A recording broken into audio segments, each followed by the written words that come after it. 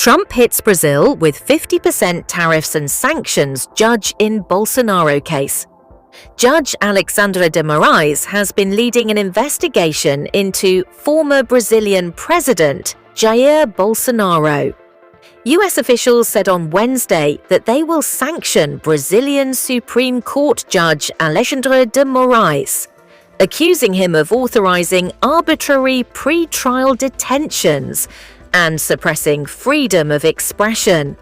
Judge Moraes has been leading the investigation into allegations that Brazil's former right-wing president, Jair Bolsonaro, and his allies plotted a coup after he lost the 2022 election.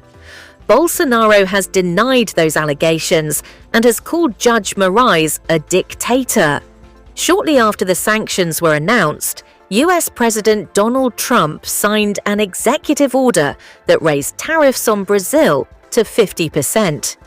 Brazilian President Luiz Inácio Lula da Silva said Brazil was willing to negotiate with the US on trade, but called sanctions targeting de Moraes an unacceptable interference in the country's justice system.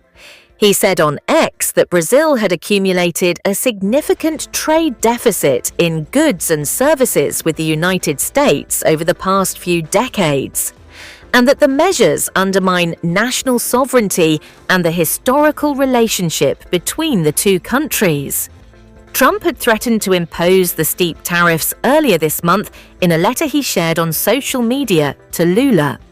In it, Trump accused Brazil of attacks on US tech companies and of conducting a witch hunt against Bolsonaro.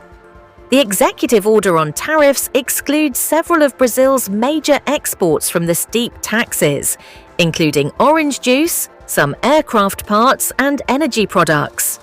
The order also ties the tariffs directly to Brazil's politically motivated persecution, intimidation, harassment, censorship, and prosecution of Bolsonaro. Brazil has threatened to match any tariff imposed by the US. The US is Brazil's second-largest trade partner after China, so the hike would hit the South American nation hard. Brazil is the US's 15th largest trading partner, and among its main imports from the US are mineral fuels, aircraft, and machinery.